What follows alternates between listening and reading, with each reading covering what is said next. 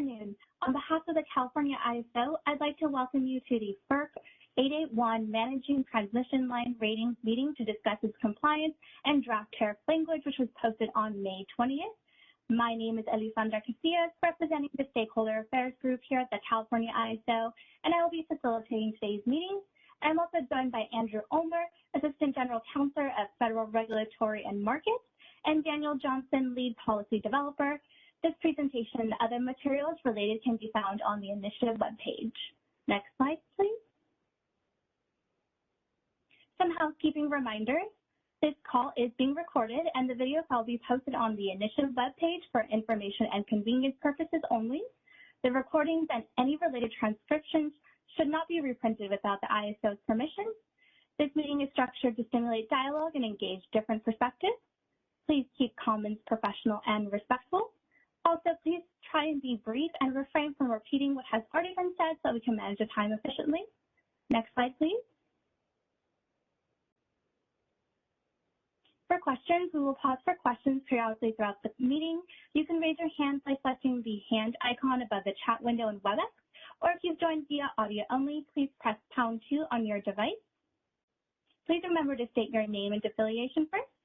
You may also send your question via chat to all panelists. If you need technical assistance during today's meeting, please send a chat to the event producer. Next slide, please. From here, I will now turn the meeting over to Andrew Ulmer.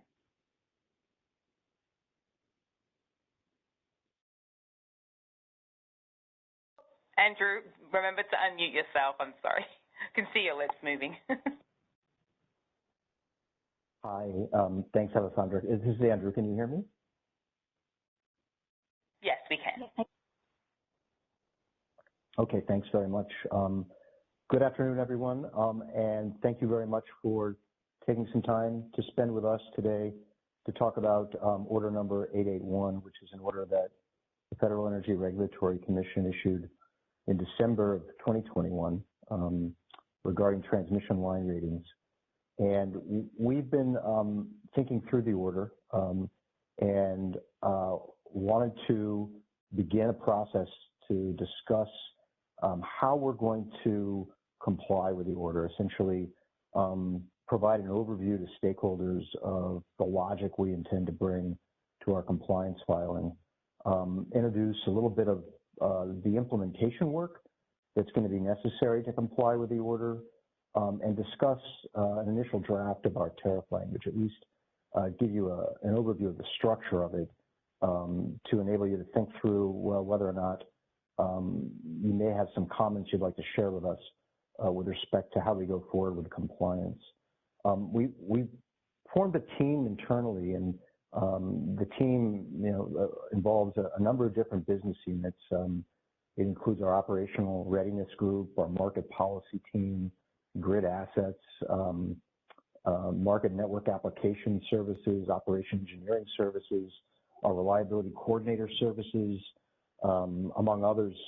We've got also our EMS team working on this, as well as our enterprise project management office. We've gone through the order, and many of you who may have done the same come to the recognition that it's one that really touches a number of different functions that the ISO performs, many of our business processes, and touches many of our stakeholders, perhaps in different ways, but there really is an end-to-end aspect of this that we're trying to think through, and that's why we try to develop as robust a team as possible. So as we go forward today, we're really open to questions, certainly, but also perspectives that stakeholders have and any observations. And so I would definitely encourage, and we'll make sure to pause as we go through this slide deck to ask stakeholders to chime in, but feel free to raise a hand. I know we've got folks who will be watching and will be able to flag that we should pause and get some input and some feedback. So with that, maybe what I'll do is, before stopping for any foundational questions, is try to tackle a couple of slides to get us going. And the first is this slide, which really provides an extraordinarily high-level overview of the directives that are contained in order number 881. again, which came out in December of last year. And last week, I think the Federal Energy Regulatory Commission issued another order in the same proceeding, an order addressing arguments on rehearing and clarification requests. And the punchline of that order is that it upholds these directives. Obviously, there's more to it than that, but the thrust of this order on rehearing is that it upholds the Commission's directives from December. But these directives fall in, I'd call roughly 4 different categories. And the first, as you'll see, is a requirement that public utility transmission providers use ambient adjusted line ratings. Now, this occurs today, but the directive is much more expansive in terms of the use of AARs or ambient adjusted ratings in connection with transmission lines. And it also provides directives with respect to seasonal ratings. And again, I think it's commonplace for seasonal ratings to be in place, but the directives this order to public utility transmission providers require more granular use of seasonal ratings and have some requirements built into them. But the breakout from the Commission's order is that ambient adjusted ratings need to be used for addressing near-term transmission service requests. And what is that?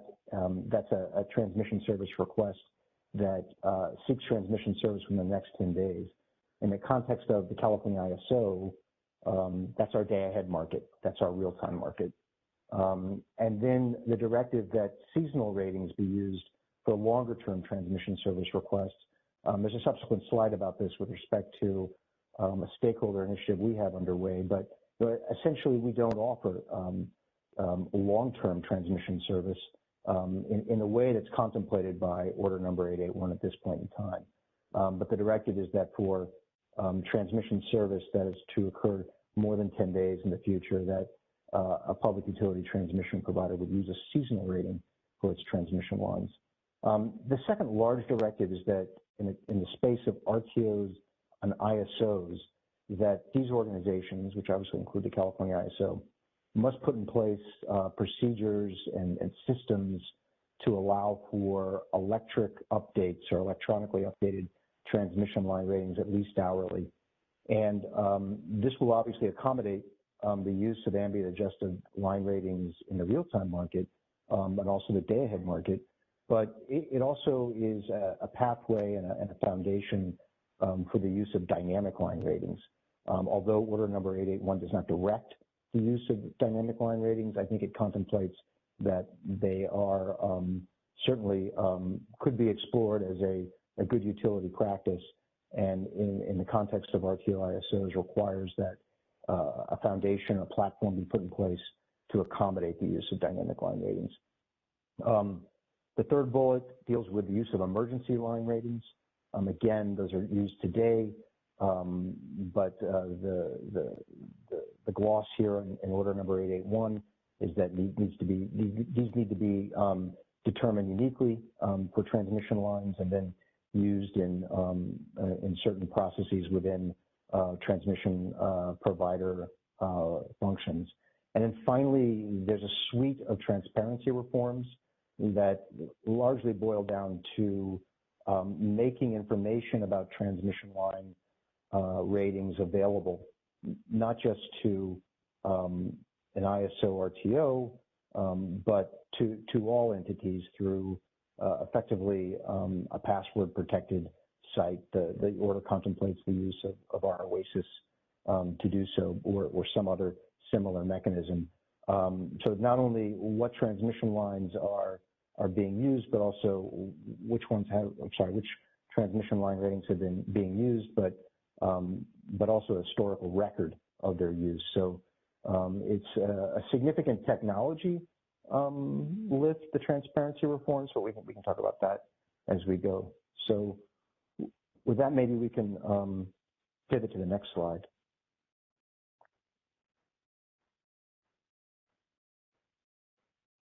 So Order Number 881 has a schedule. Many of you on the line may already be familiar with it. As I mentioned before, the order came out in December of 2021. There was a period of time before it was published in the Federal Register and that then set up an effective date for the order, and then required that compliance filings be submitted within 120 days of that effective date. That 120-day period lands on July 12th. So compliance filings are due not just from the California ISO, but from others on July 12th. And then the implementation schedule, which again was upheld in the Commission's recent order, is within 3 years of the date that compliance filings are made. So there is a relatively long runway for implementation, but the scope of work required may indeed consume that time. So maybe we can go to the next slide, but take a pause and see if there are any foundational questions that folks have.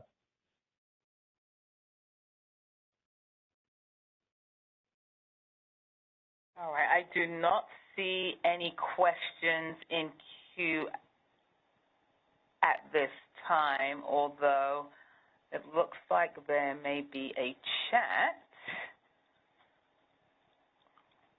Did you want me to go ahead and read out the chat, Alessandra, or did you want to address it? I can't see the chat, but sure, that would be great if you'll read it out. And to the extent, we don't have any answer to a question, we'll definitely capture the chat questions and take them back. But it'd be great if you could raise them. Absolutely. Yeah.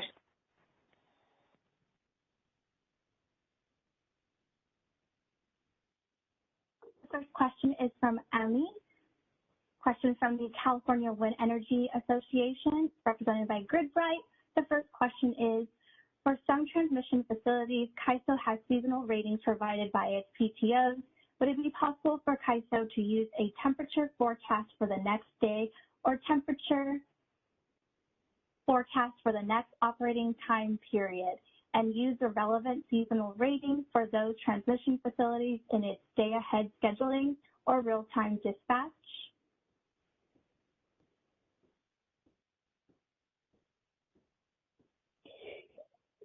Good question. I mean, maybe we will tackle it as we go through the presentation.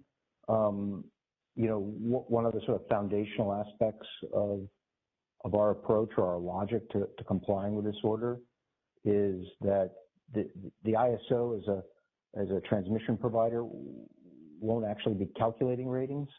Our expectation is that transmission owners will be calculating ratings and then communicating those to us. That is effectively the world we live in today.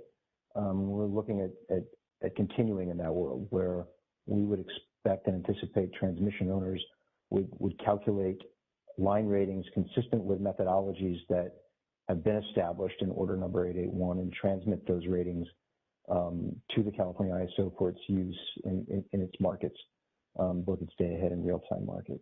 I'm not sure if that totally answers your question, but we can move through this as we go through the slide deck and maybe somebody be more precise.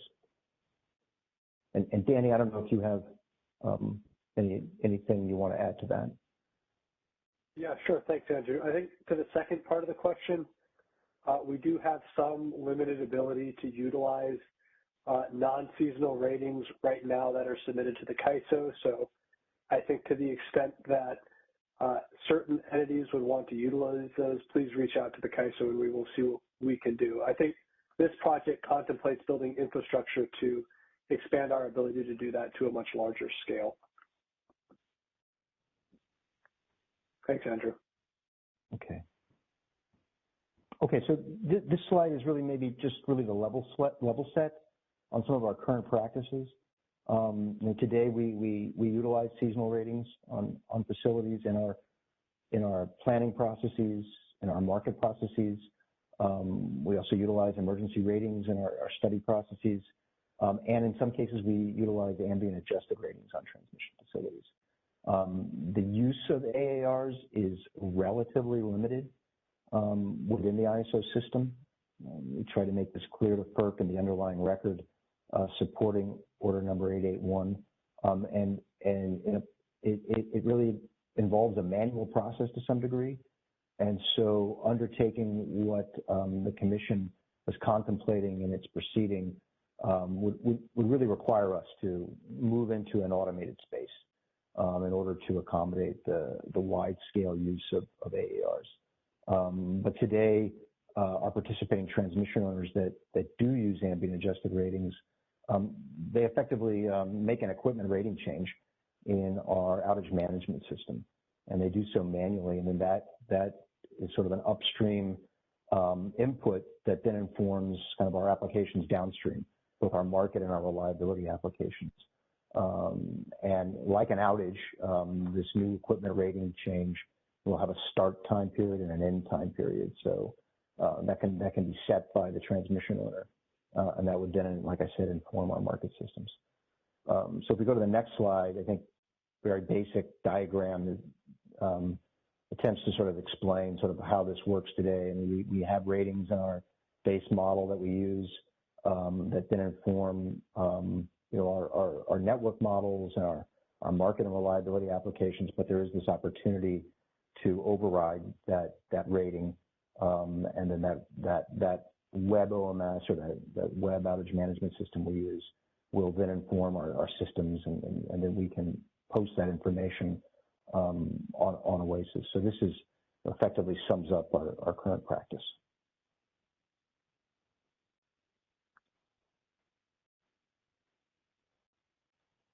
Unless there are any hands up, we do have questions in queue, Andrew. Oh, well, let's stop then and see if there are questions. All right, perfect. Caller, your line is unmuted. You may go ahead. Hi, good afternoon. This is Pushkar Wagli from Flynn Resource Consultants. Can you hear me? Yes. Hi, yes. Pushkar. Okay, great. Well, first of all, thank you very much for involving stakeholders at large in this important undertaking, and I think it will help us understand the CAISO's current practices and how they will be evolved to comply with the Order 881. And I guess we'll learn what are exactly the challenges of some of the dynamic line rating implementation. But my question is a little bit fundamental. Clearly, one of the major impetus for the FERC Order 881 was to reduce congestion, change maybe congestion pattern. I was just wondering, has the CAISO made any assessment in the past to evaluate relative, congestion benefits or cost of implementing DLRs? You're really addressing that issue as part of this presentation, but I was just wondering whether that kind of assessment was done, or if not, would there be any plans of doing that as we progress? Yeah, it's an excellent question. I mean, I think certainly as participating transmission owners within the ISO system contemplate the use of dynamic line ratings and want to explore the use of dynamic line ratings, that's certainly a role that the California ISO could play. I think probably a valuable role, which is helping to identify facilities where there may be congestion that a dynamic line rating could potentially help mitigate. And that could be an input, if you will, if a transmission owner were to use, say, a criteria-based assessment of where to deploy dynamic line ratings or where it made sense to do so. So that's a study set that I think that could be valuable. I have to admit my ignorance. I don't know if we have performed any such studies in the past, and I'm not sure if we have any definitive plans to do so in the near future. But the issue is certainly one where I think the California ISO as a transmission provider could offer some input. But I'd defer to my colleagues, Danny or potentially Chris Hillman, if they have anything more to amplify in response to the question.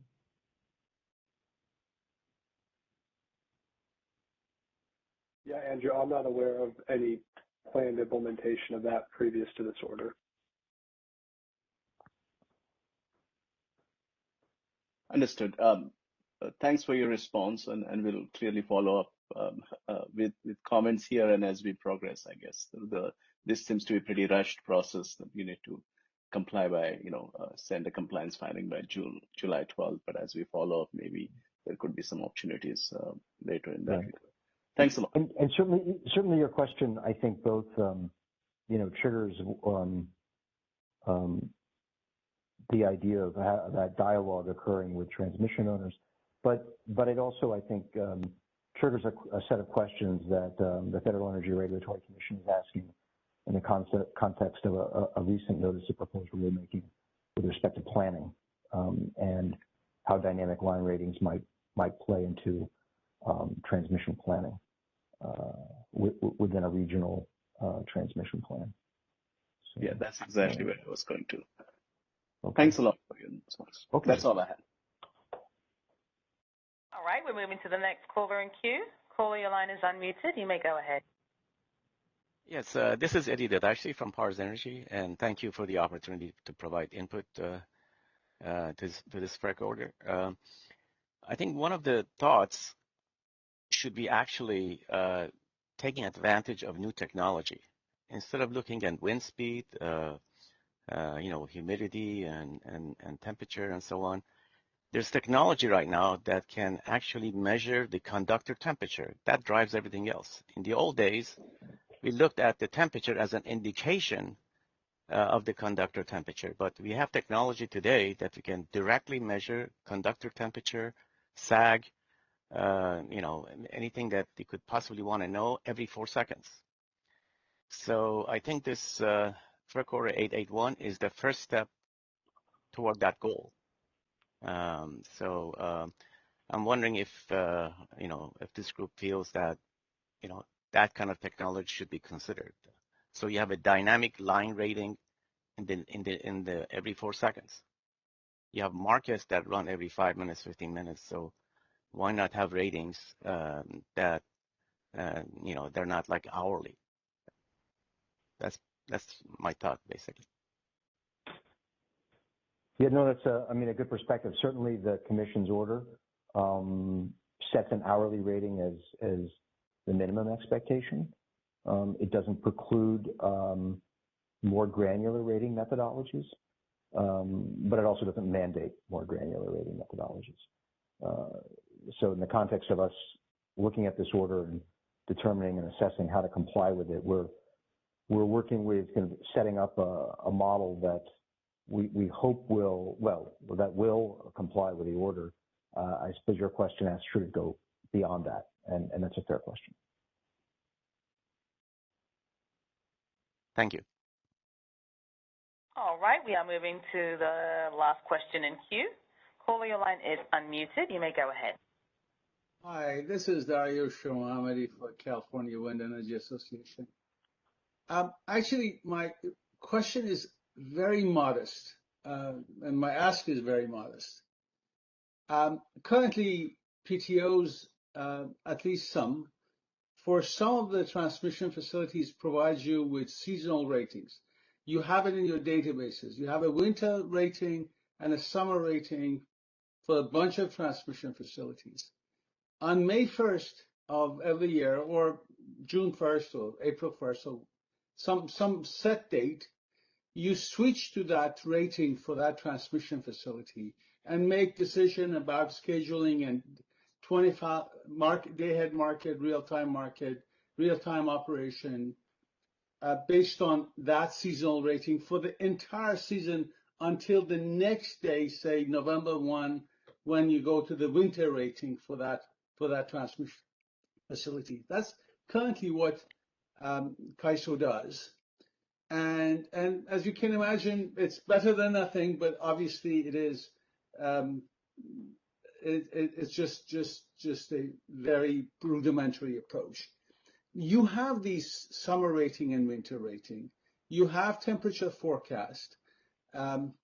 Would it be possible, not wait till 2025, but as soon as possible, to use the forecast for day ahead for the day ahead?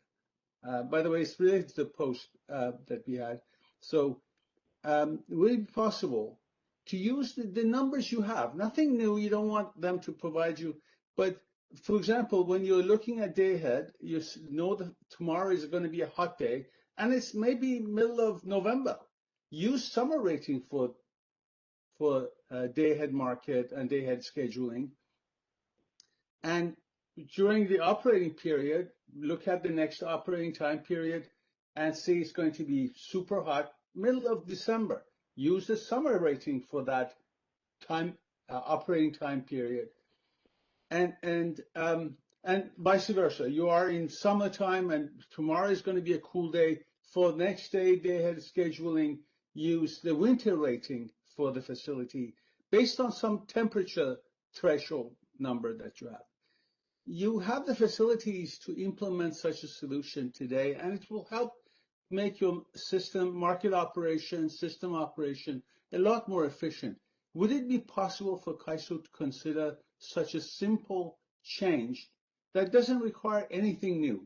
Use the existing data, existing facilities, existing capabilities you have.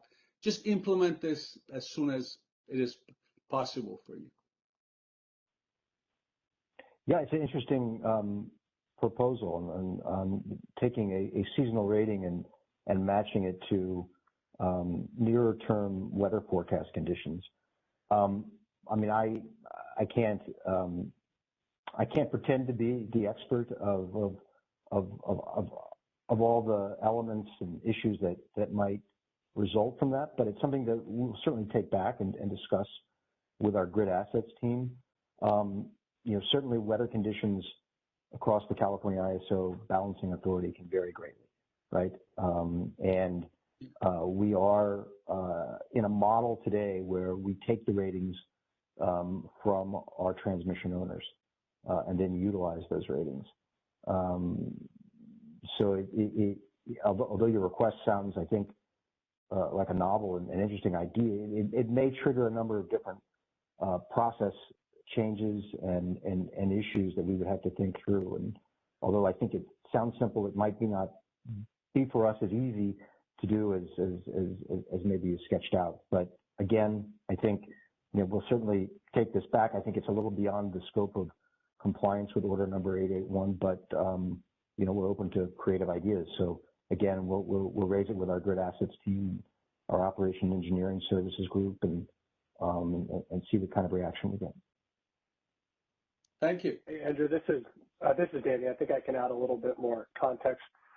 In our market systems, we're currently using models that are built every 5 to 6 weeks. So those pull from whatever the seasonal rating that you would expect to be in place during that period of time. I think what you're saying, Darius, does make a lot of sense. We just don't have the tools to do it right now. As Andrew's trying to show on this slide, the equipment rating changes that would reflect those seasonal differences would come through web OMS cards. So short of having a way to push those for every element on the system on a daily basis, which we don't have right now, we don't have a good way to create a new model on demand with a new set of ratings. I think that's kind of the infrastructure we're aiming to build as part of this FERC Order 881 compliance, is the ability to be a little bit more adaptable and to incorporate more near-term ratings. Thank you very much. Do appreciate that. Okay, great. Well, maybe we can push on to the next slide. Andrew, we did have one question come through the chat. Okay. Perfect. This is from Shridian. It says, all methodologies require input data. Does the CAISO plan to standardize input data or data sources such as temperature data, et cetera, specifically from a market standpoint? I think my short answer is yes. I think we absolutely see a foundational need to standardize data format that is submitted to the ISO for use in our systems. How much standardization is probably a question we're not going to be able to answer today, but I think our thinking has been initially that there's a great opportunity to leverage and refine existing data sharing practices that already exist, especially in the context of information we receive as a reliability coordinator. But that is, I think, a set of questions that we absolutely have to explore with stakeholders and will explore but are going to probably take a conversation that extends beyond this compliance filing we need to make in July. And will certainly require some articulation of the data, both the protocols for submitting the data and the data format in operating procedures. That helps. I don't know if anyone else has anything to add.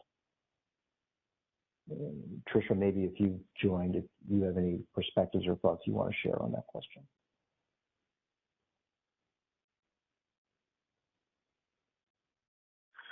I think you covered it very well, Andrew. Okay. All right. Well, so this slide is really, again, it's more level setting before we get into compliance.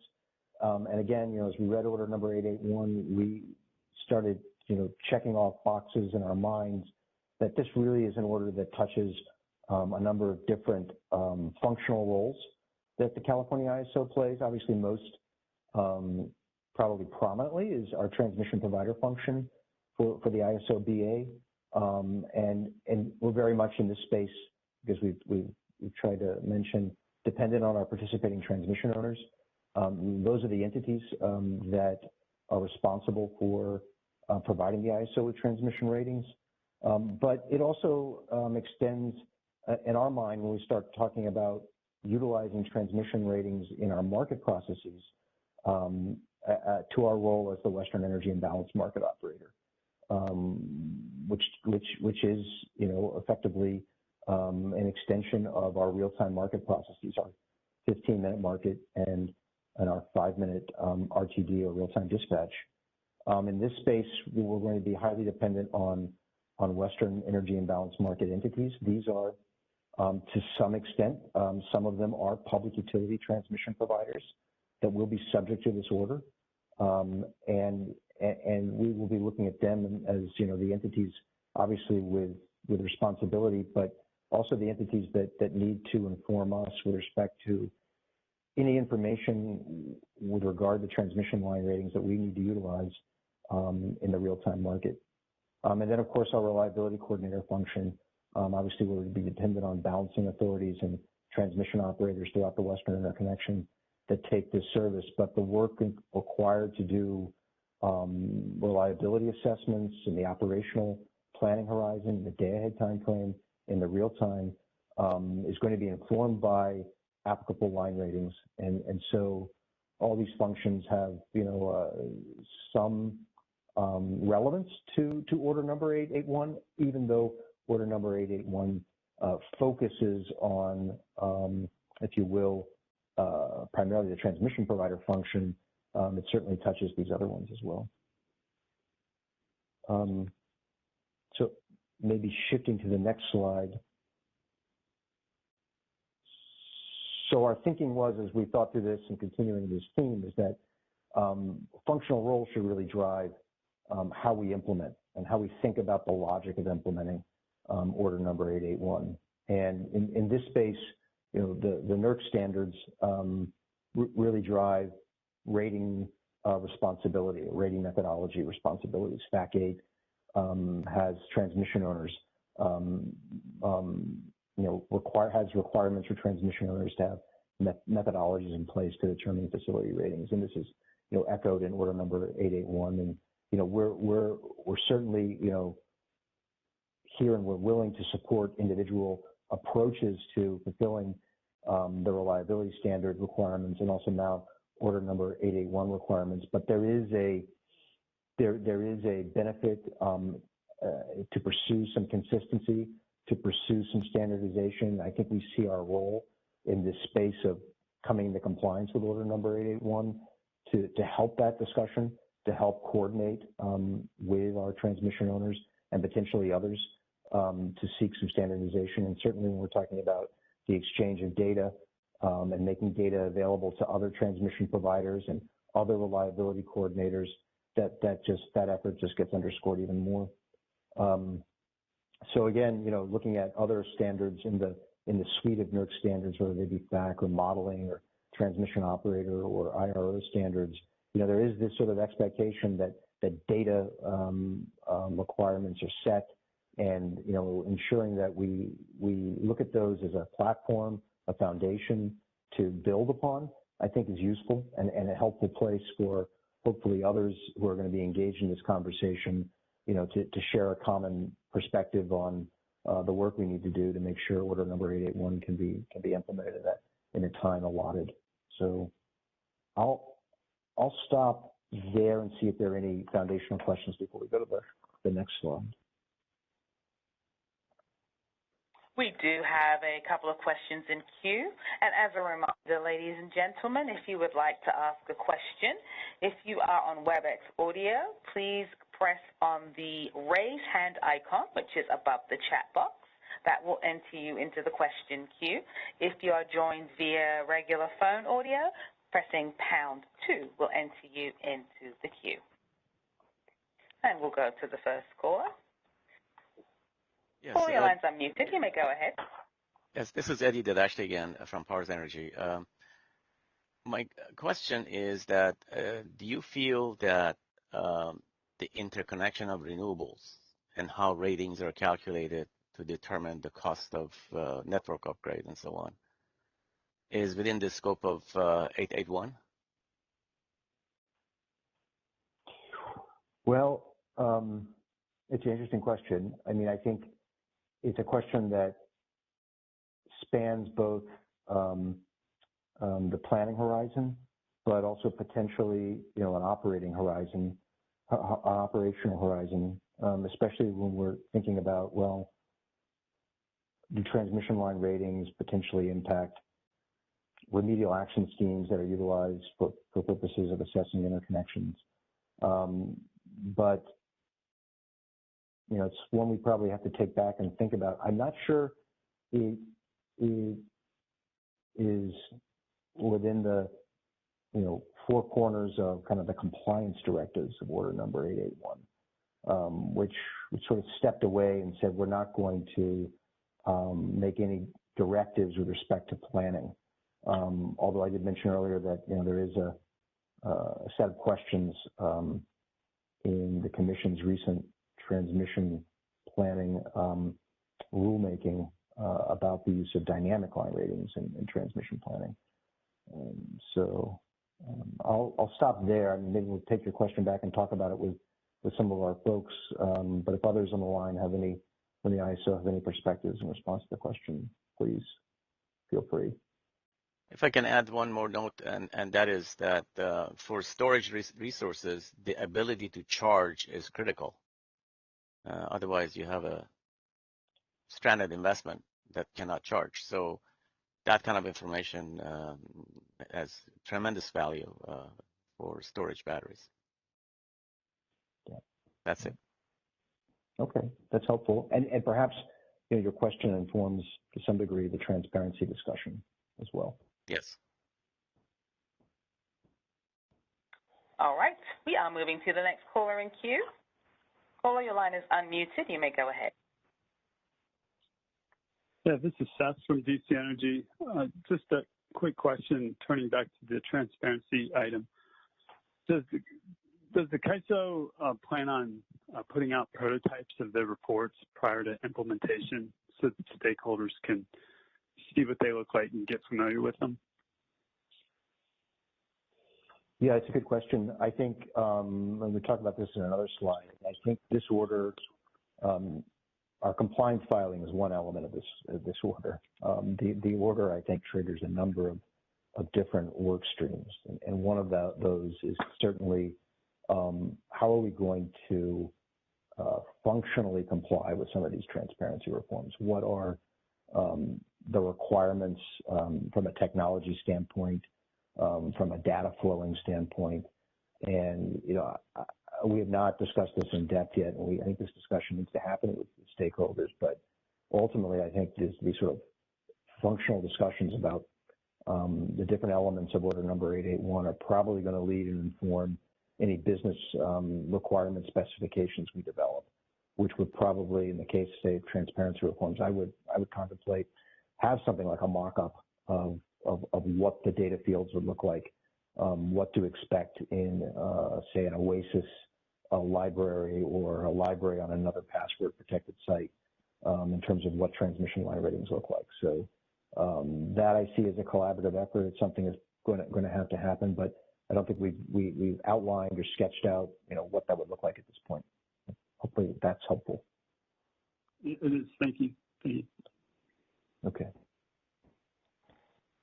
All right. There are no additional questions in queue. All right. Well, let's push on.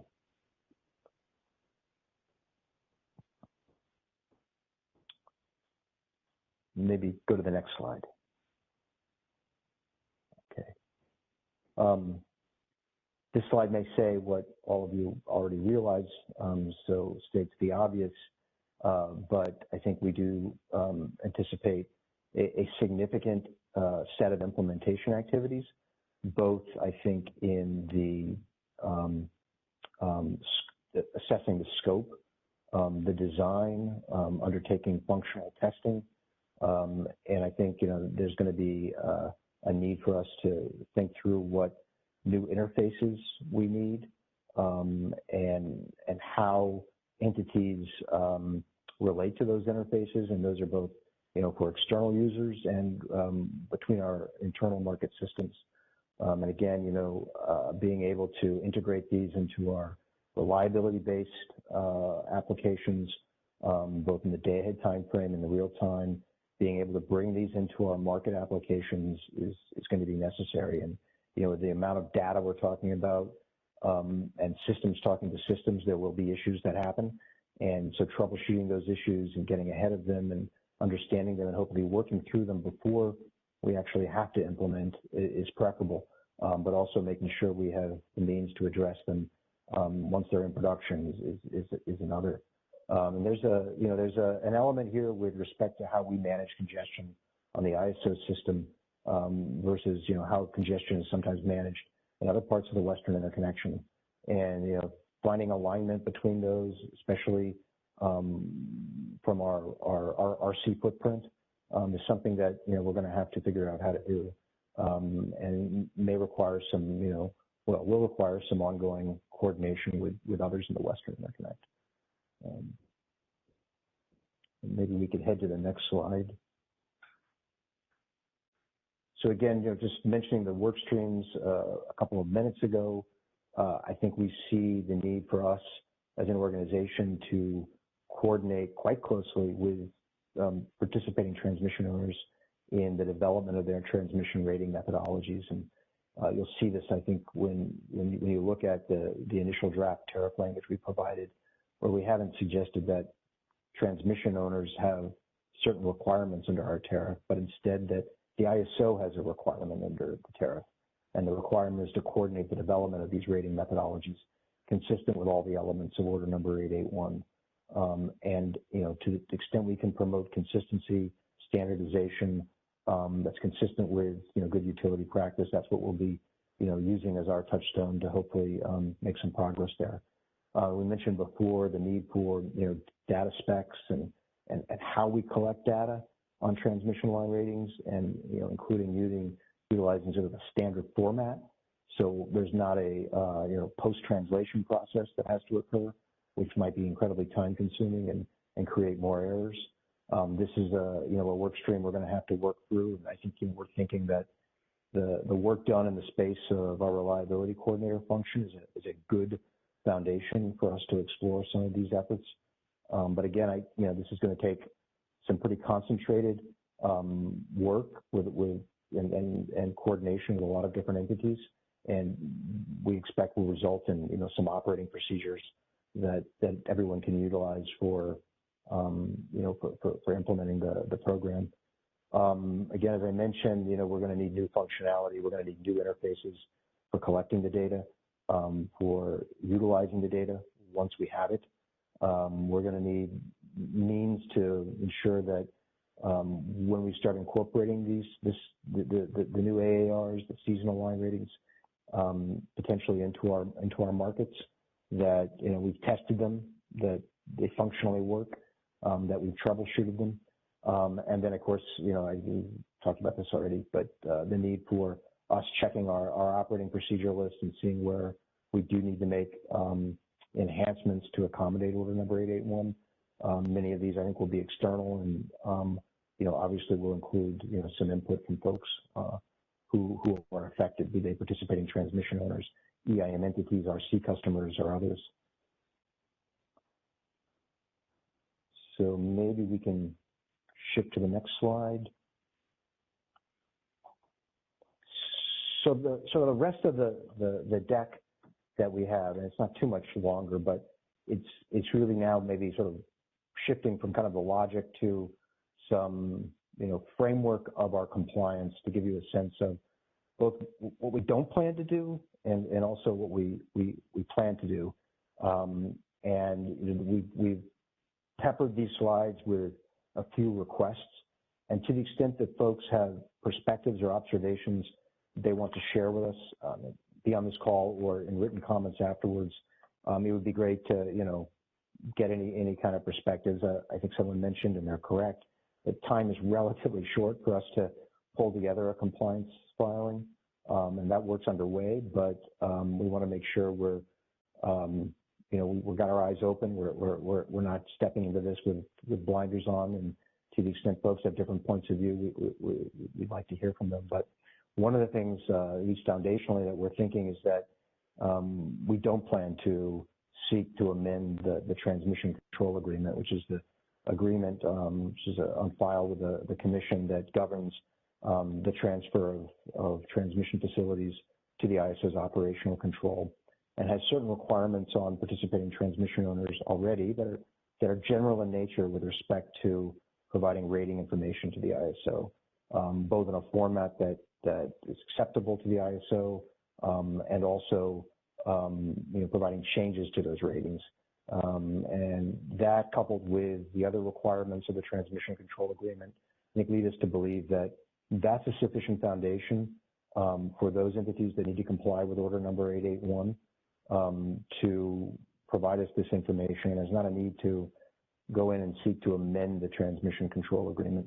That won't necessarily need to include new details with respect to our obligation to use these ratings in our market systems. So, and again, you see the question of whether or not folks have a different view. Obviously, we would appreciate any perspectives that people have, and encourage you to submit them to us in comments after the call.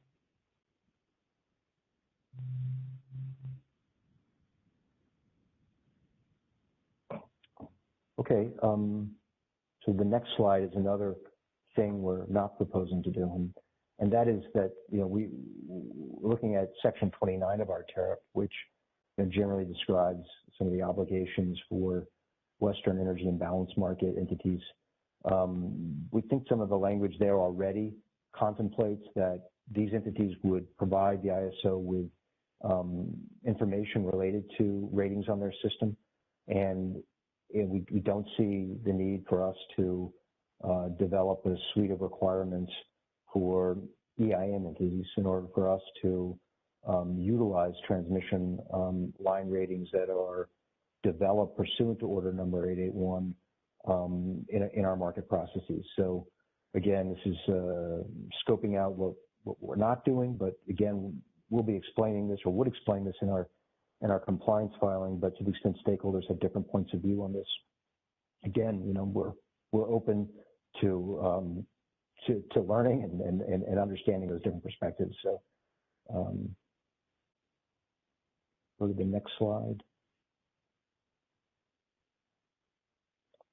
And again, in the context of providing reliability coordinator services, we think that the language in our existing tariff that requires sort of a specification of data, consistent with operating procedures, is broad enough to contemplate us continuing to get access to information necessary for us to do day-ahead planning assessments and also real-time contingency analysis that we have to undertake. There are folks with different points of view out there in terms of the ISO performing its RC function vis-a-vis this order number 881 and its requirements for transmission line ratings. Then again, we welcome input, but we don't see the immediate need to make any changes to Section 19 of our tariff.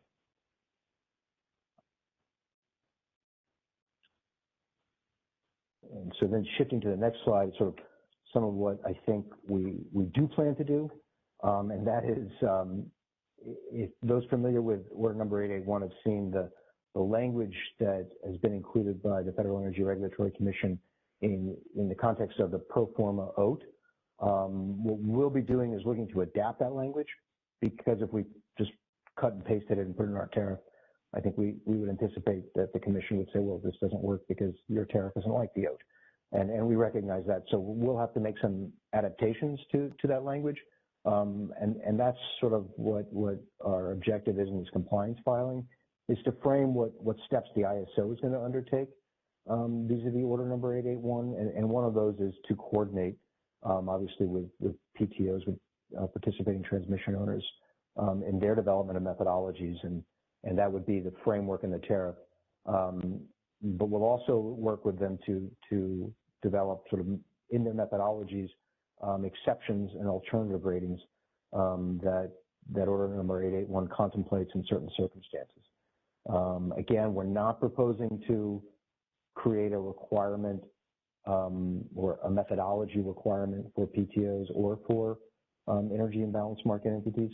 And again, to the extent there are folks out there who think that is a boneheaded approach, that that's not the right way to comply with order number 881, we can respect that, and we definitely want to, understand that perspective. But we think this makes the most sense in terms of how we engage with order number 881 as a transmission service provider. I don't know if there are any questions on this slide or the prior ones.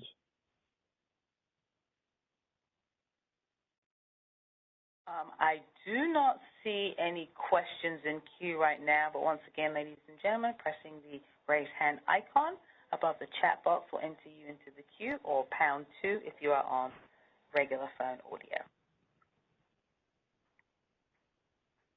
All right, there are no questions in queue. Okay, we can go to the next slide.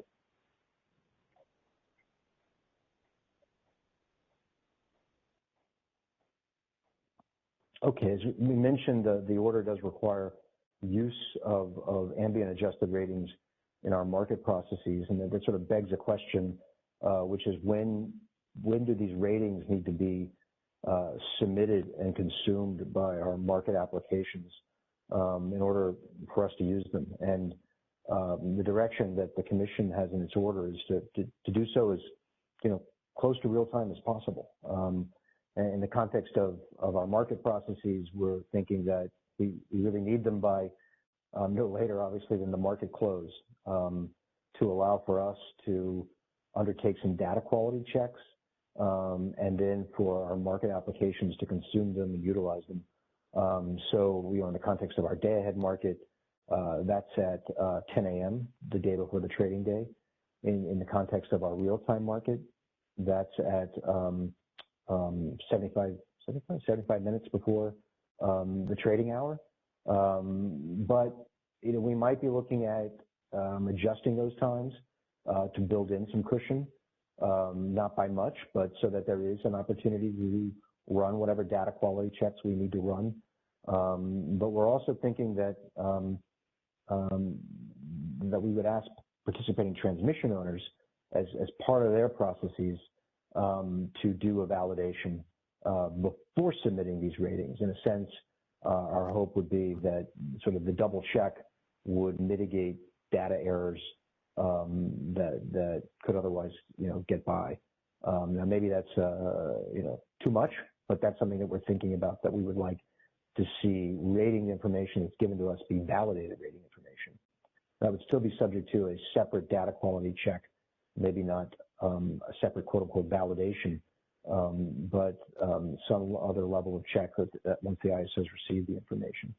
So both of these elements would be in our compliance filing, and to the extent that stakeholders have perspectives or thoughts or concerns with these requirements, we'd love to hear them either now or certainly in written comments.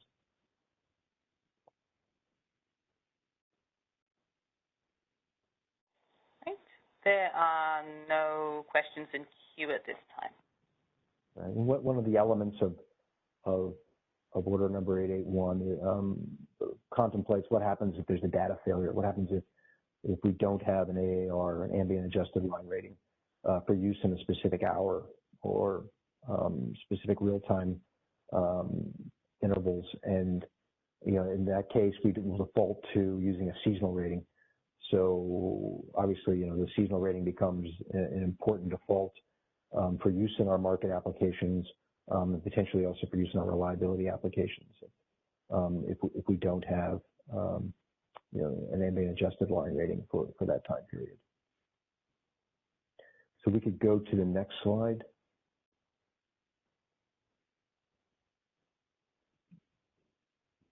So this is a slide that sort of tries to underscore that there is a link between the use of rating information for transmission lines in our real-time market processes and obviously in our real-time contingency analysis. And I might ask Danny to frame some of the questions we're asking ourselves in the context of drawing this out for stakeholders to think about in terms of what rating we're using and how that rating plays into contingency assessments. Sure, Andrew. So on this item, our initial thinking is at least to propose to reflect the most granular ambient adjusted ratings that we're using in our market timeline processes in the RTCA. The thought here is that the market is ultimately what is performing, or at least optimally performing, the congestion management. To the extent that the ratings would greatly differ from what is being used in the market and what is being used in the RTCA, that puts what could be a substantial burden on our operators to figure out why those ratings are different in real time, and then go back into the market application and manually conform or bias transmission elements to try to track to what is feeding into the RTCA. So I think while we're open to using more granular information in the RTCA, we would want to understand how it would impact the market and then see what solutions exist to allow our operators to not have to take those manual actions in the real-time operating environment.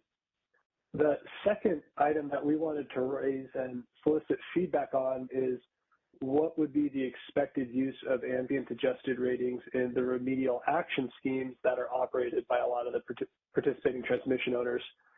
My understanding is a lot of these schemes have the limits and logic hard-coded to the extent that PTOs would like to implement ambient adjusted ratings in these.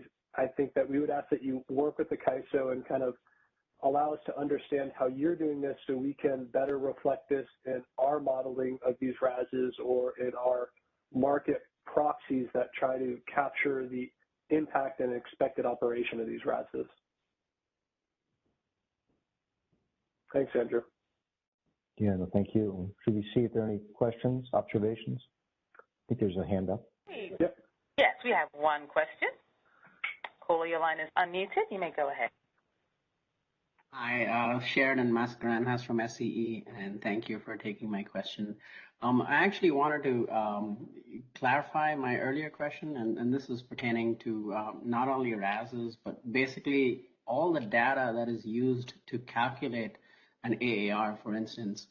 And to give you an example, I mean, say one stakeholder uses NOAA data, and another stakeholder uses private companies that have maybe private weather stations, and a third a stakeholder uses forecast data, and then you put that all together, and then you've got different methodologies to forecast, day ahead, hour ahead, and even planning forecast, basically temperature data or any kind of data.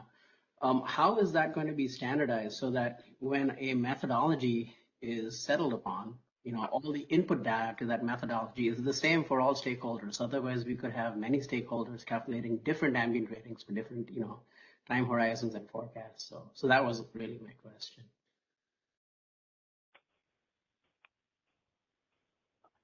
I'm not sure of the answer, Sheridan. It's a tough one.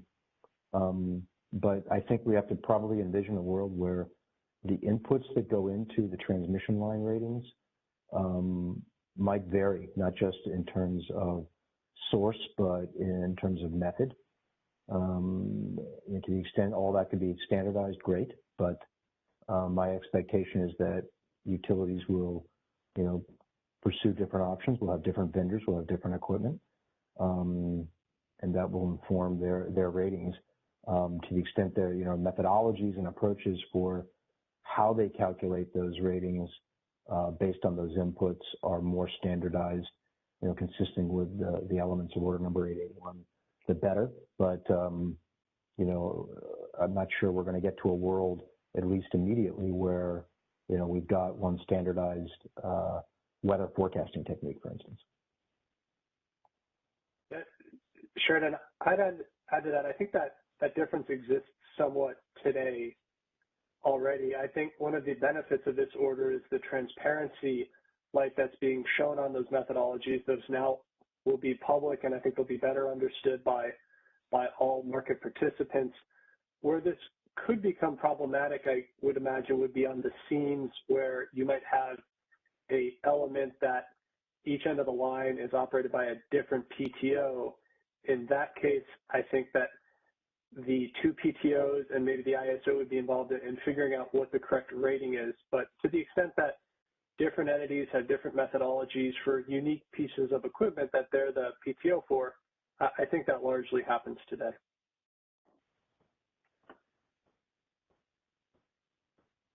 There's another hand up. Yes, it looks like Fernando. Your line is unmuted. Please go ahead.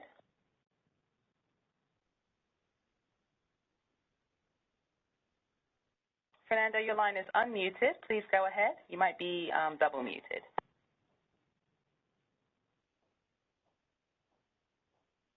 All right. We're not able to hear from Fernando at this time, so we'll have to see if we can circle back the next time. Okay. We can move on to the next slide, I think. Okay. We do have one more question. Yeah. Oh, okay. Yeah. Cool, go ahead. Your line is unmuted. Hi, this is William Whitehead from PG&E. So this is very helpful. Do we think we're at a point yet where, because to the point made earlier in this call, there's going to be a lot of coordination, right? So do we think we're at a point yet where we can kind of flesh out what some of the high level inter-entity milestones are, and how when like a timeline of when those should be expected from, say, CAISO or from us as transmission owners, PG&E, SDG&E, and SCE, just so that we can all be working to the same expectations? Yeah, no, great question.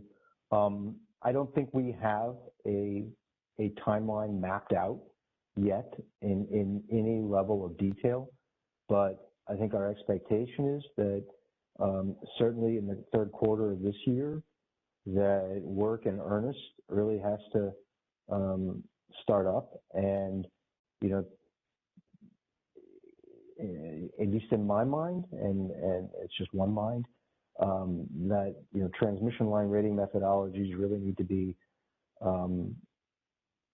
hammered out by, I would think, the second quarter of 2023. I keep thinking about the time involved in taking the concrete implementation work. You start backing that up from 2025, and you start running out of months very quickly. And the transmission line methodologies are, maybe they can be refined as this process proceeds, but having a foundation of what those look like, and to the extent they can be consistent and standardized, the better and more we have that on paper, the sooner, I think, is good. I think what our expectation is that we will be trying to work out a set of work streams with a schedule, and get that out in the third quarter, but certainly start that work in the third quarter as well.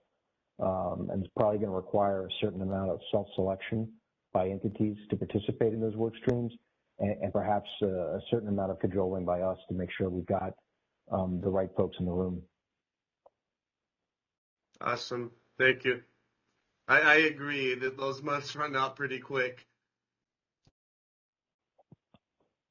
Right. Okay. Fernando came back, I think.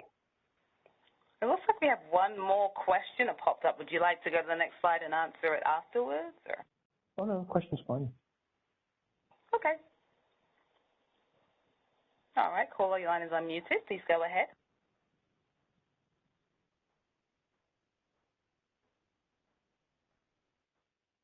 All right, Fernando, it looks like you're having a little trouble unmuting. Be sure that you have unmuted your device if you dialed in on a phone, as well as unmuted yourself in WebEx. Oh, can you hear me now? Yes, we can hear you. Okay, great. Third time's a charm. In any event, Fernando Cornell, Southern California Edison, thanks for the opportunity and great work here, Andrew and team, on this presentation. I think it provides a good foundation for the rest of us to get an understanding of what the work that lies ahead for us. So want to acknowledge the good work that you guys are doing. Getting to slide 13, and it was the issue of working with the PTOs as far as exceptions to the 8881 requirement. I believe Johnny indicated, he singled out or to give the example of I'm not sorry, not Johnny, Danny, I apologize. The example of RASs, and that, sometimes ratings may be hard-coded or there may be limitations already embedded into the software, and so that it's difficult to modify those. But if transmission owners are interested in working somehow to get those to be ambient adjustment ratings, that somehow they'll be worked to accomplish that goal. How about the corollary? How about in certain instances where PTO may think that certain assets are not either affected by ambient air temperatures and believe that there's an exception that should be applied to those facilities? And also to the second point that was raised by Danny, to not necessarily, for lack of better terms, force the implementation of ARs upon facilities or assets that aren't really meant to be adjusted in that manner. Is that something that I just want to clarify, I think you've identified that on slide 13, but just want to confirm that the CAISO will work with the PTOs in that coordination and make sure that if we believe as the transmission or that certain transmission facilities are not ambient adjusted affected, or excuse me, ambient air conditioned affected, that there should be that exception applied to that facility. Right. Yeah, no, I mean, I would say on the one hand, 100% we'll be wanting to work and make sure that we understand, the approach, the methodology, the thinking that goes into claiming an exception or an alternative rating. We also, we're not the rating police, and that's very much the approach we're bringing to this compliance filing. We're still looking at the functional roles of the owner setting the ratings, and us, utilizing them. But we do understand the expectations of the commission that the ISO should play a more active role in helping to facilitate consistency where it can be done, and understanding, why there might be an exception or why there might be an alternative rating. Ultimately, those exceptions and alternative ratings will have to make their way into the material we publish and store, and make available to others.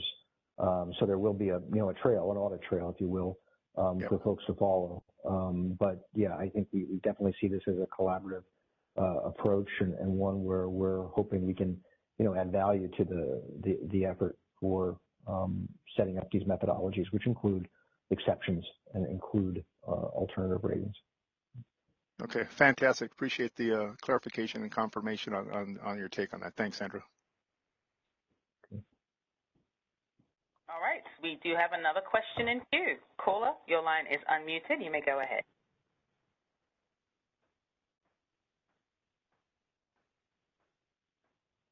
Eddie, your line is unmuted. You may go ahead if you have a question.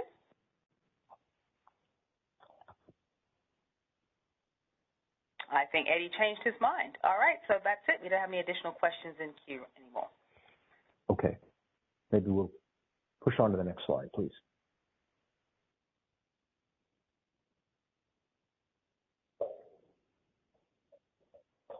Okay. This was something we referenced earlier in the deck, perhaps only vaguely, but we do have a stakeholder process that some of you may already be aware of in play right now, looking at the potential for developing longer-term transmission service requests.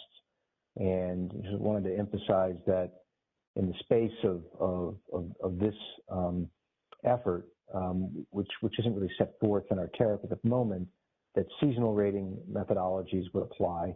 And so one question we have is, so for those that are following this initiative, and I'll let Danny maybe amplify, because I know he's been tangentially involved, and maybe more than tangentially, more than he wants to be.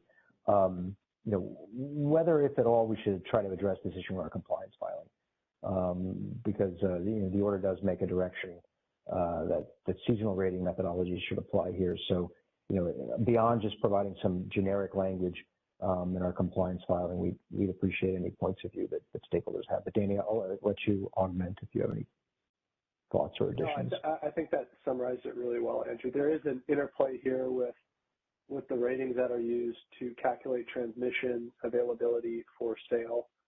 This is a parallel stakeholder initiative that the ISO is currently undertaking. So we would just like to solicit feedback both in this venue and in that venue, the potential impact of ambient adjusted ratings in the calculation of that ATC that ultimately would be made available for sale.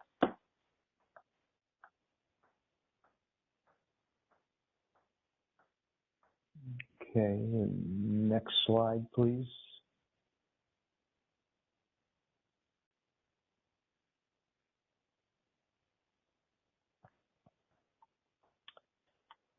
Okay, so this is ties to the directive that we have systems and practices in place to allow for electronic updates of ratings. And order number 881 anticipates that participating transmission owners will be able to directly through our energy management system or directly into our energy management system communicate these ratings. But that also anticipates the use of other systems and other protocols such as ICCP.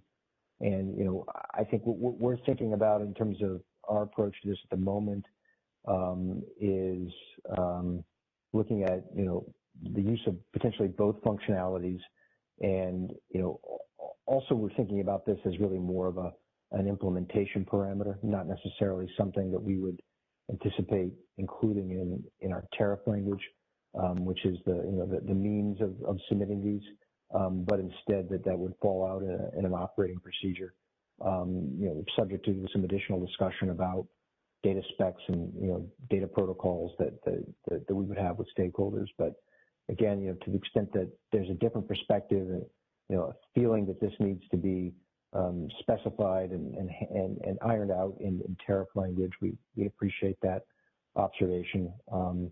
And also with respect to dynamic line ratings, today our tariff doesn't necessarily define dynamic line ratings, but certainly I think in the Western Interconnection there are entities already utilizing dynamic line ratings. And I guess we also ask, just given that this directive was somewhat in part to lay the foundation for the use of DLRs, whether or not we ought to be doing anything now.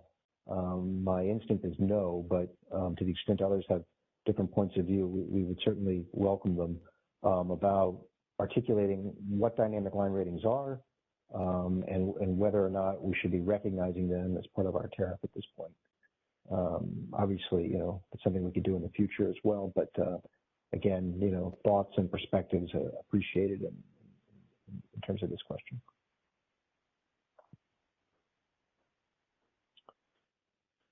And the next slide. I see one raised hand. Are you ready to take the question? Absolutely. Okay, perfect. Caller, your line is unmuted. Go ahead. Yes. I just want to state that manufacturers specify the Ampere rating of conductors based on temperature. So manufacturer information can play a role in identifying, seasonal adjustments and weather conditions. And another complication that I wanted to talk about is in support of Edison's representative a minute ago. Sometimes a transmission line has different types of conductors within its length. It's not necessarily the same manufacturer. So, and then they may go through different geographical locations that could experience different temperatures. That's something that I think we need to think about a little bit. That's it. Yeah, you could certainly have, one limiting factor affect a facility that spans multiple weather areas potentially.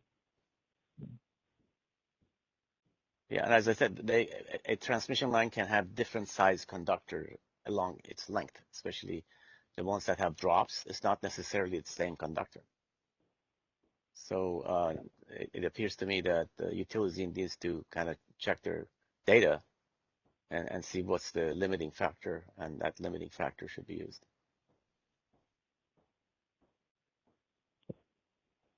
Okay, there are some other questions, I think. Yeah, that's it. All right, we're moving on to the next caller in queue. Caller, your line is unmuted. You may go ahead. Yeah, thank you again. I am from PG&E and the EMS manager, and this is a great discussion. The thing that caught my interest is the ICCP protocol. Is this the method that you, CAISO, is looking for, or is it been decided? Or are you still evaluating other modes of getting the rating? Yeah, I would say very much has not been decided. Very much this, I think, is a conversation that we anticipate having with affected entities and including in an operating procedure. I think we're asking the question because of some of the language in order number 881 and trying to understand that there are different perspectives. Okay. Yeah, because we are looking, because we do have ICCP and the data is being transmitted in real time, this is an approach we are also entertaining. So that's why I wanted to see where you stood. Thank you. Okay, thank you. All right, moving to the next caller in queue. Your line is unmuted. You may go ahead.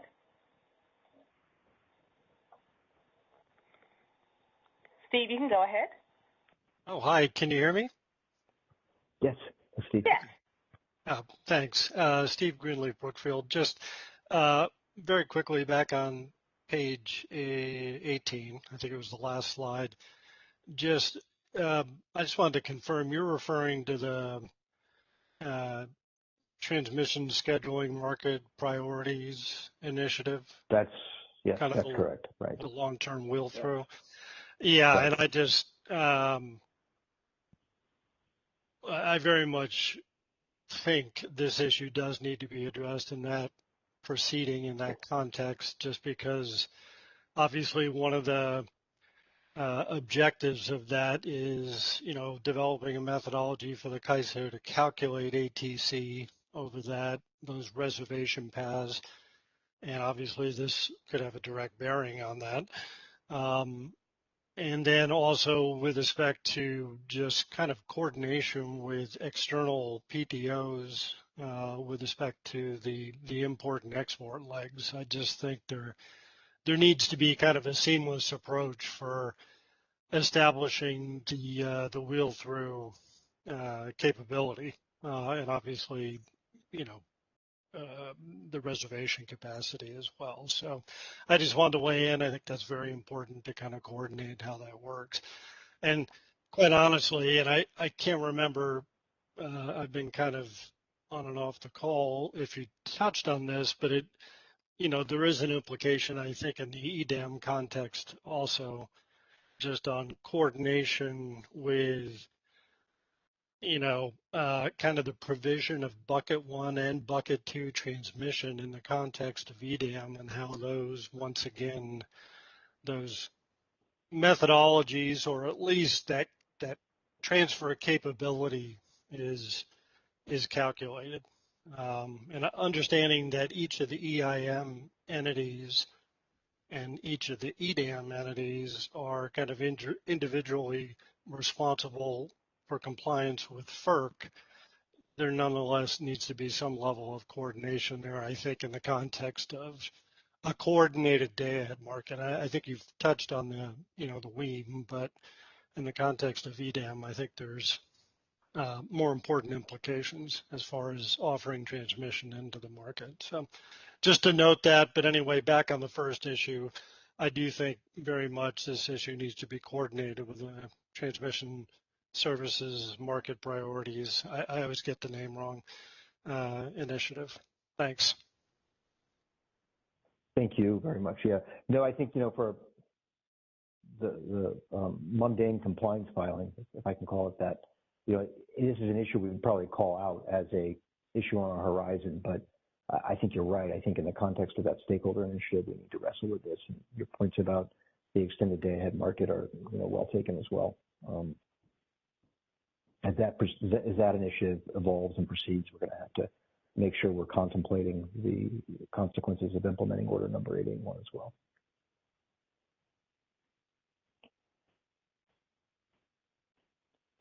All right, there were no additional questions in queue. Maybe we can go, if we jump 2 slides back, so maybe we can jump 2 slides forward. So this is a slide just simply sketching out the transparency reforms, both the requirements that ratings and methodologies be shared with transmission providers, for instance, our neighbors that are transmission providers, but also with our market monitoring unit and other entities that want to review them. So there is a directive that the ISO maintain a database of ratings that are used, whether it be our seasonal ratings or ambient adjusted ratings or emergency ratings, as well as exceptions and alternate ratings. And the directives are quite precise in terms of having that database include individual records of the ratings in effect on each transmission line at which times, and then a record retention period of 5 years. So it's a significant database. I don't myself have my head around exactly how much data this represents, but I'm sure our IT people will tell me soon. But this is something that I think we see. I think as one caller asked, mapping out through a set of scoping requirements, design requirements, ultimately, business specs that would make sure there's a good degree of transparency around the transparency mechanism we're going to use. But we are proposing that, this, at least at this stage, that this database would be for PTO ratings. This wouldn't be ratings of others. We would expect that the directives of order number 881 would apply to those entities, and that we would not try to maintain, say, a database of RC customers' ratings if those RC customers aren't also our participating transmission owners. So, to the extent that stakeholders have any perspectives on or comments on how we might engage with this compliance requirement or what we should consider, those are welcome. And, whether they be with respect to specific tariff language or more generally in terms of how we're scoping out the development of this database would be appreciated. In the next slide.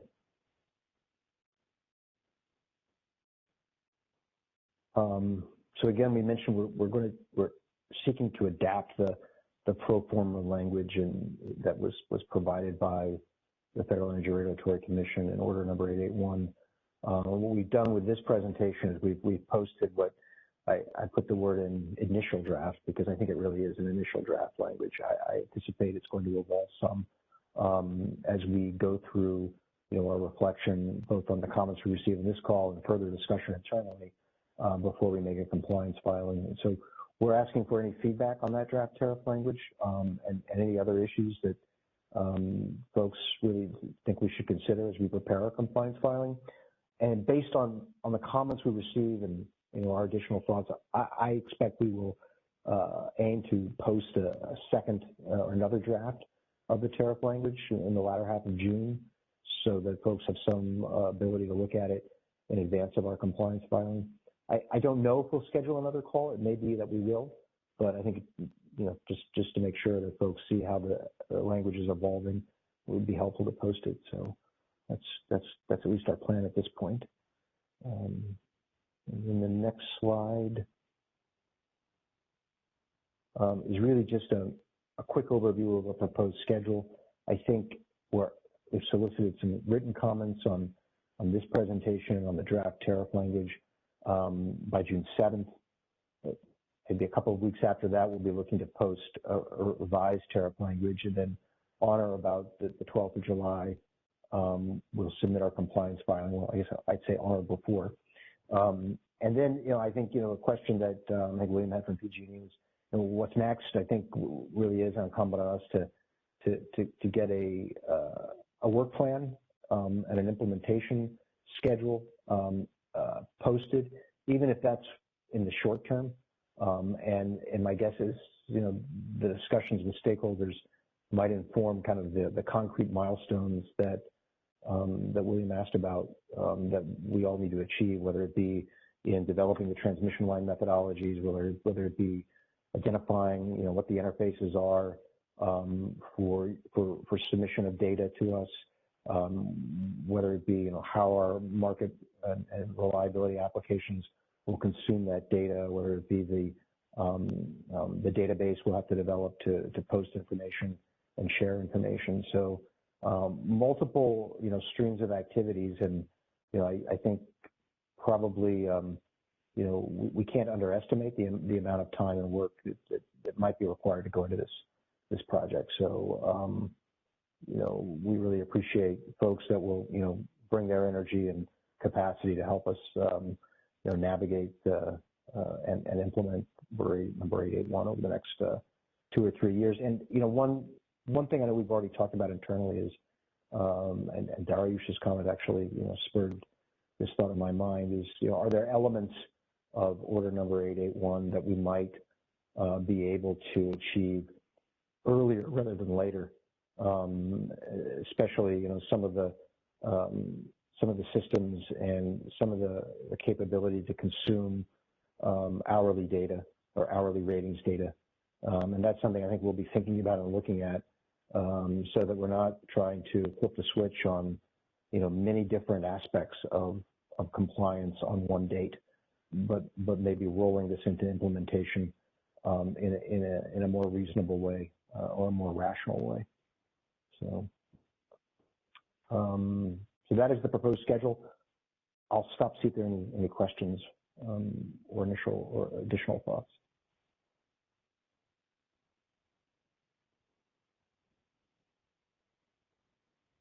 All right. I do not see any raised hands in queue. Sorry about that, Brenda. Go ahead. I think this was our last slide, although maybe there's another one. I think there's one more. There's one Okay. more. I'm sorry, and it was Alessandra. I called you Brenda. Sorry. Well, I'll pass the microphone back to Alessandra. Excellent. Thank you, Andrew. Before we close today's meeting, the ISO is pleased to announce this year's Stakeholder Symposium, which will be held in person at the Safe Credit Union Convention Center in downtown Sacramento on November 9th and 10th. Registration for the event will be open later this month, and a public notice will be issued once the site is available. If you have any questions, please feel free to contact us at symposiumreg@kaiso.com. Thank you for joining today's discussion. As a reminder, this meeting was recorded for informational and convenience purposes only. The video file will be posted on the initiative webpage for a limited time after this meeting. We look forward to receiving your comments on June 7th, and have a great rest of your day. Operator, you may now conclude the call.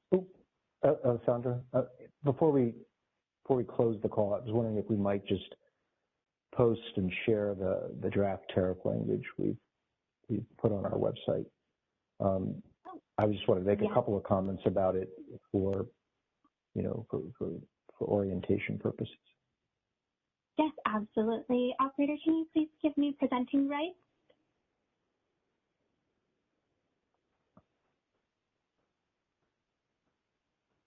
Thank you so much, Michelle. 1 second here.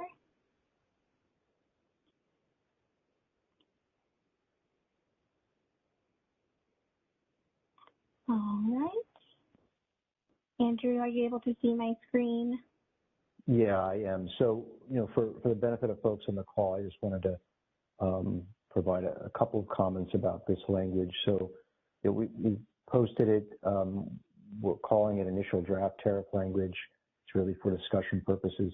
The first 5 pages of this document is the language that was included in the Commission's order number 881. It is the so-called pro forma OAT language.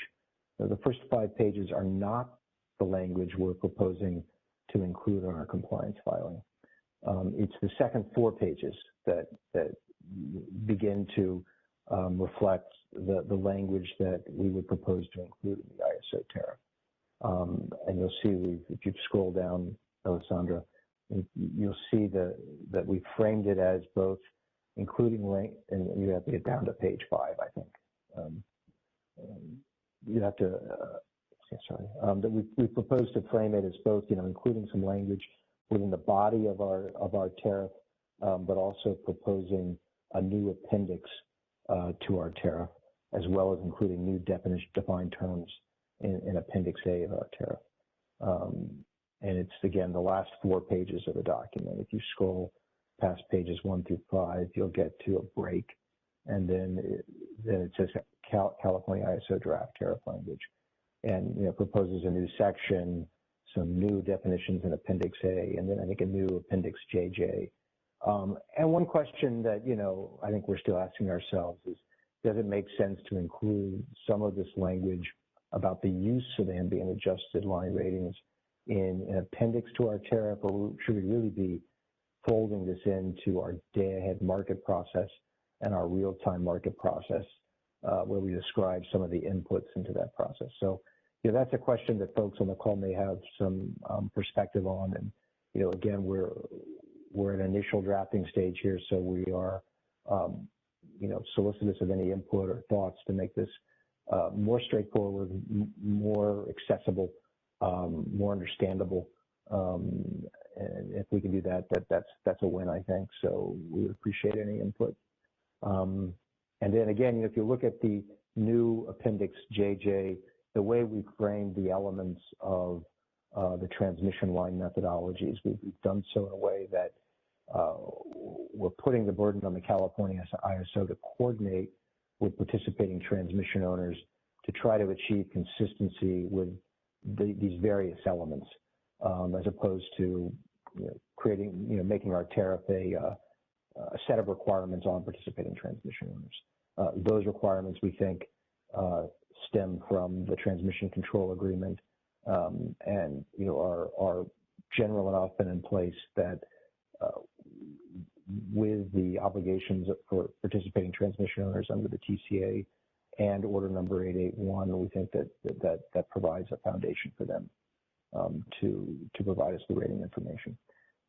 So I just wanted to provide that framing for folks. And then I did see there was a comment about, will there be a comment template? I think that we have posted a comment template, but I'm not sure we've done so.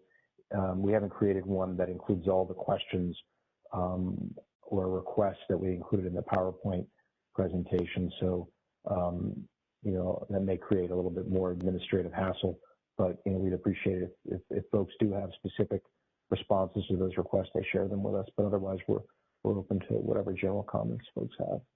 So I'll stop there and see if there are any final questions before we let people go. I do see we have one question in queue. Eddie, your line is unmuted. You can go ahead. Yes, I just want to mention that somewhere in the tariff, you have to be specific that you're talking about overhead lines, and you're not talking about underground lines. I think that's, cables underground, don't have seasonal ratings. Just want to make sure that's clear. Yep. Yeah. No, a good observation. I mean, that's something that I think, we would expect that would be articulated in transmission line methodologies. Again, those entities responsible for the ratings would, set those out in the ratings and share those with us. So, but good point. We appreciate it. Thank you. All right. I do not see any additional questions in queue. Okay. Thank you all.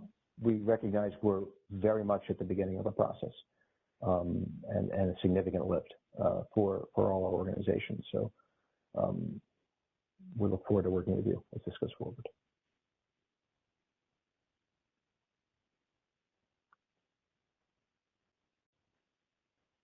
Thank you again, Andrew.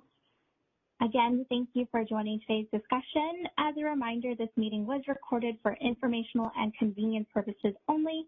The video file will be posted on the initiative webpage for a limited time after this meeting. We look forward to receiving your comments on June 7th and have a great rest of your day. Operator, you may now conclude the call. Thank you for using Event Services. This call has concluded and you may disconnect.